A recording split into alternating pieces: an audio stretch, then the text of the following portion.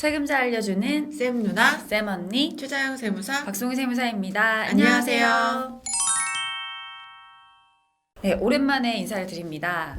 네, 요즘 세무서에서 이런저런 소명 안내문이 굉장히 많이 나오고 있잖아요. 네, 9월 달에 추석 전에 아주 갑자기 막 다양한 형식의 조사가 나오고 있어요. 어떤 경우는 전화만으로 지금 뭔가 의심스러운 게 있으니까 이거 소명하세요. 통지서도 없이 전화만으로도 취득자금 소명하는 경우들이 있고, 아니면 뭐 금액에 따라서 지방청, 본청 조사까지 하는 네. 경우도 있고요. 되게 많은 조사가 있는 상황이죠. 네, 이러한 이제 조사가 시작되는 이제 원인들을 봤을 때는 결국 그 계좌를 열어보면 사실 엄청 빈번한 이체가 있어요. 돈이 막 움직이는 네. 것들, 그런 화질이 확인된다거나, 아니면 뭐 이제 돈이 글로 가서 거기서 뭔가 일어나거나 다시 또 일로 와서 일어나거나 이런 식의 거래들이 많은데요. 그래서 오늘은 저희가 이 현금 거래, 가족끼리 현금 거래 많이 할 수 있잖아요. 네, 근데 요즘처럼 이렇게 세무조사가 빡빡하고 타이트한 경우에는 함부로 가족 간에 현금 거래하시면 큰일 날 수 있습니다.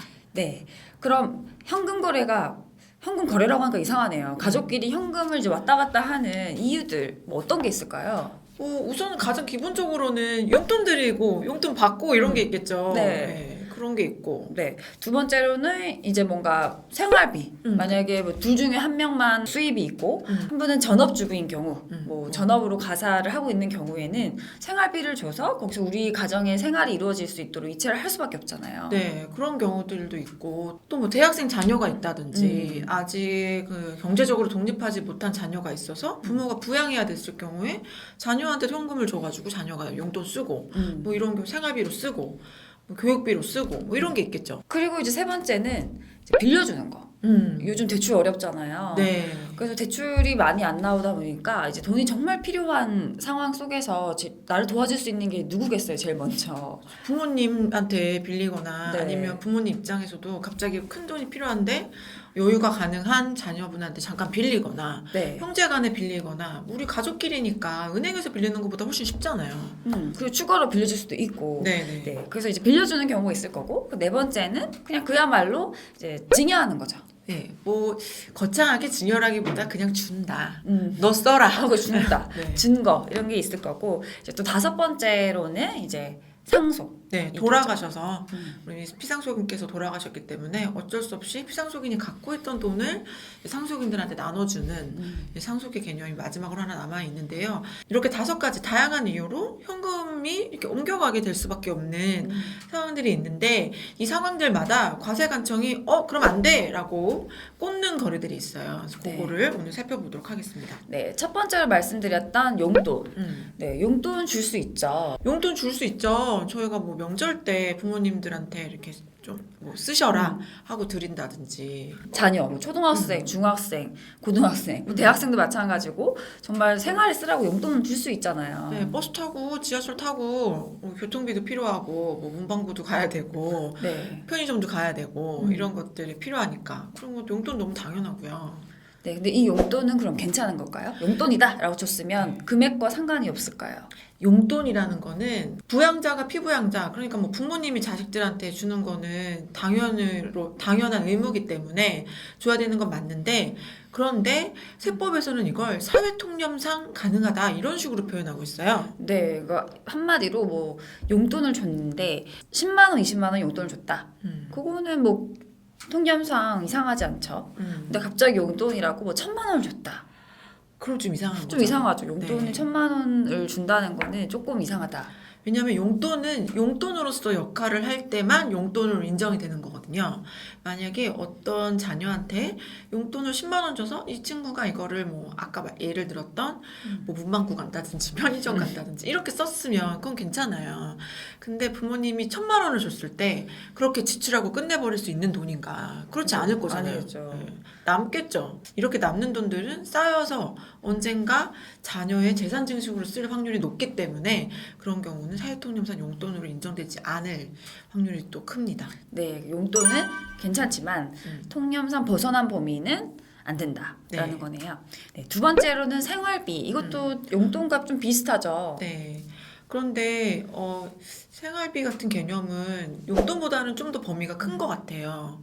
이제 부부가 있는데 한 사람이 돈을 벌고 한 사람이 생활비를 운용해서 가정의 일을 돌본다고 했을 때 그럼 버는 돈 대부분은 이쪽에 돈을 보낼 거잖아요. 네. 생활비를 쓸 그죠? 거고. 보내서 여기서 뭐 카드값이 나간다든지 음. 보험료 나가고 교육비 나가고 이런 식으로 하다 보니까 뭐 월급여가 600이었는데 여기서 그대로 600이 가서 이제 사용이 된 거예요. 그럼 이런 경우에는 사실 계좌를 열어봤을 때 1년치, 2년치 그럼 1년에 5천, 6천씩의 이체를 받은 게 된 거잖아요. 그렇죠. 그럼 이 금액이 다 증여인가? 그건 진짜 억울하지. 그죠? 네, 왜냐면 이 받으신 분은 그거를 아주 알뜰하게 자녀분들 용돈도 주고 뭐 관리비도 내고 뭐 월세도 내고 뭐 하여튼 그런 식의 생활비로 다 지출하셨을 거거든요. 용도가 생활비였으니까.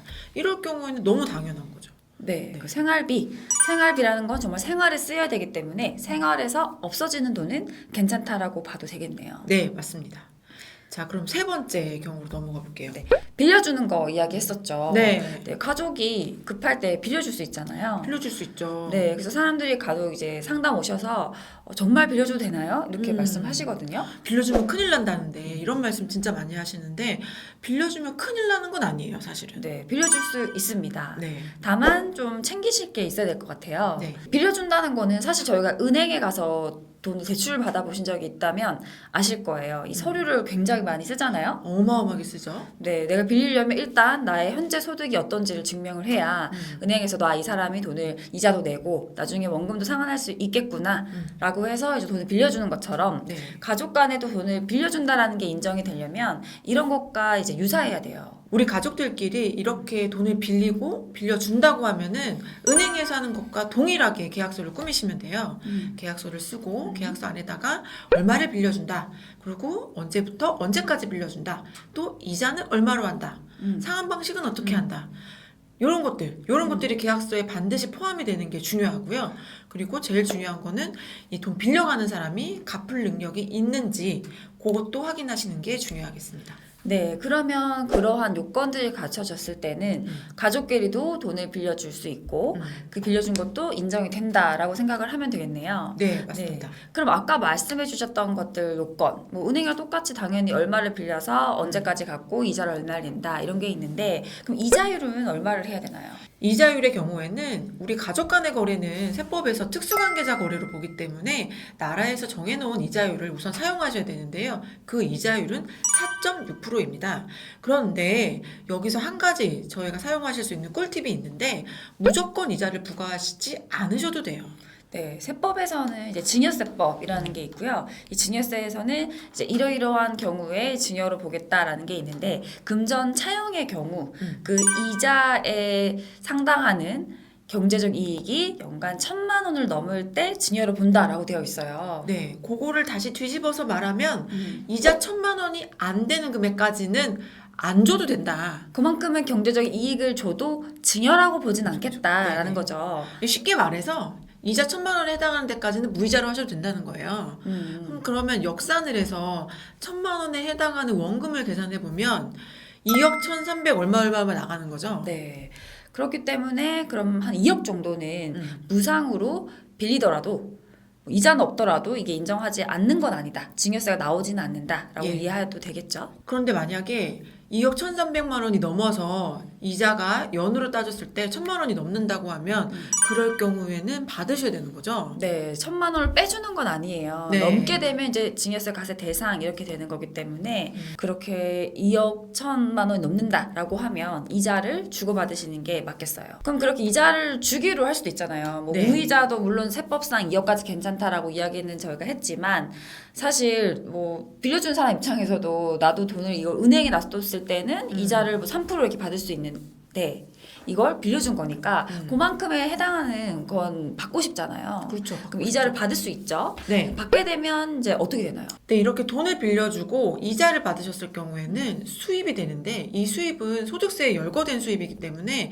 이자 소득에 관련돼서 세금을 내셔야 돼요. 네, 이자 수입인 거죠. 이자 네. 소득, 금융 소득이 되고요. 네. 근데 이제 사인 간, 은행 금융권 거래가 아니라 사인 간의 거래이기 때문에 이러한 이자 소득은 비영업 대금 이익이라고 해서 네. 세법에서 세율이 좀 높아요. 네, 27.5%의 세금을 내셔야 되고 이거는 뭐 금융소득 종합과세 2천만 원 이런 거 상관없이 무조건 27.5% 세금 내셔야 되고 종합소득세 합산하셔야 되고 뭐 이런 복잡한 것들이 발생할 수 있는데 이자를 주고받기로 했기 때문에 요거까지도 잘 챙기셔야 나중에 이 금전 소비 대차에 대해서 사실관계를 인정받으실 때 중요한 요인으로 작용될 수 있으니까요. 이자 주고받기로 하셨으면 놓치시면 안 될 것 같아요. 네. 네, 이렇게 가족 간에 뭐 돈을 빌려주는 현금 거래 이야기를 했고요. 다음으로는 정말 그냥 주는 거. 주면 얼마까지 그냥 줄 수 있는지 어떻게 되나요? 네, 이렇게 공짜 그냥 주는 거 저희가 다 포괄적으로 증여라고 하죠. 저희 구독자님들 이미 다 아실 텐데요. 증여의 경우에는 증여재산 공제라는 게 있어서 비과세가 가능합니다.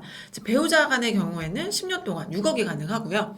네, 직계존비속 자녀의 경우에는 5천만 원, 자녀가 미성년자인 경우 2천만 원, 그리고 기타 친족의 경우에는 1천만 원까지는 증여재산에서 빼주는 공제를 해주고 있어서 네. 그거까지는 현금을 이체하더라도 주더라도 뭐 증여세 이슈가 없어요. 네. 하지만 이제 초과하게 되면 증여세가 부과가 됩니다. 네, 이럴 경우 초과하시는 금액에 대해서는 정해진 세율에 따라서 증여세가 부과될 수 있으니까. 그런데 만약에 우리가 우선 돈을 줬어요. 네. 일단 줘, 2억 줘. 줬어.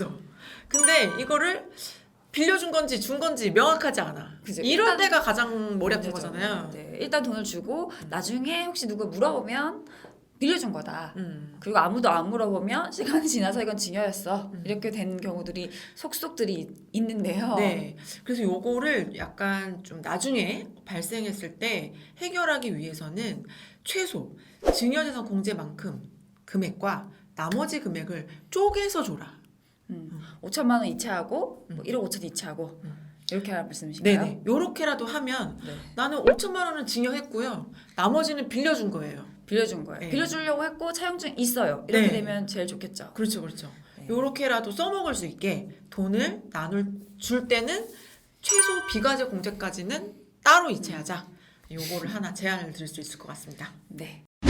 그리고 이제 마지막으로 저희가 말했던 가족 간의 이제 현금 이체 상속이 일어나서 네. 그 돈이 나누어지는 거를 말씀드렸는데요. 요거는 뭐 당연한 거니까 네, 상속세 잘 내시면 되고 상속 분할에 관련돼서는 저희가 계속 상속 관련된 영상을 올려드리고 있으니까 그 편을 확인하시면 좋을 것 같고요. 이렇게 현금이 움직이는 게 현금으로 빼가지고 줬을 수도 있고 계좌에서 이체했을 수도 있고 어쨌든 뭐 다양한 방식으로 현금이 움직일 텐데 이걸 과세관청이 어떻게 알죠? 뭐 이렇게 계좌가 이체될 때마다 세무서로 바로 보고 이런 건 아니에요. 그러니까 개인정보가 그렇게 막 세무서에 네. 가도 되나? 그런 건 아니고요. 다만 이제 금융기관에 이제 이런 걸 좀 위임을 해놔서 의심 거래가 있으면 신고하도록 되어 있고 고액 현금 출금이나 이체가 있으면 그 내역도 보고되도록 되어 있어요. 네. 그게 모여 있는 곳이 있죠. 네, FIU 금융정보분석원이라는 데가 있는데 거기에 여러분들의 거래 내역 중에 현금 출금한 것 중에 의심스러운 거래가 있다든지 고액 출금을 해서 또 의심스러운 거래가 있다든지 이런 게 다 자금세탁방지법에 따른 건데요. 그런 정보들이 우선 DB로 FIU에 쌓이는 거죠. 네, 쌓여 있고 그리고 세무서는 별도로 이제 본인의 소득이나 이런 신고된 소득 그리고 취득된 자산, 소비 이런 걸 비교해서 이 차대가 안 맞는 숫자가 커진다라고 하면 이제 소명 안내문이 나오고요. 네, 네. 소명 안내문을 내보내면은 조사권이 세무서에 있기 때문에 여러분들이 돈이 예치되어 있는 아니면 거래를 했던 그 뭐 은행이나 금융기관에 연락을 해서 아무개의 몇 월 며칠부터 몇 월 며칠까지의 거래 내역을 우리한테 보내라 라고 하면 금융기관은 보내게 되어 있어요. 근데 그게 어떤 아무 사정 없이 아무 때나 가져가는 건 아니고 이렇게 특수한 경우에 세무조사를 시작하면 그때 거래 내역을 뽑아가는 거죠. 이번 시간에는 저희가 가족 간의 현금 거래의 유형에 대해서 우선 살펴봤고요.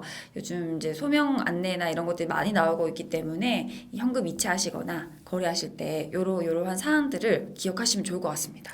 네, 많은 다른 영상들에서 현금 거래하면 큰일 난다고 겁을 많이 주는데 준비하시고 진행하시면 겁낼 필요 없이 과세되지 않고 적법하게 현금을 주실 수도 있고 빌려주실 수도 있어요. 준비만 하시면 되니까 저희 영상 통해서 많은 도움이 되셨으면 좋겠습니다. 네, 그럼 지금까지 세금자 알려주는 쌤 누나 쌤언니였습니다. 안녕.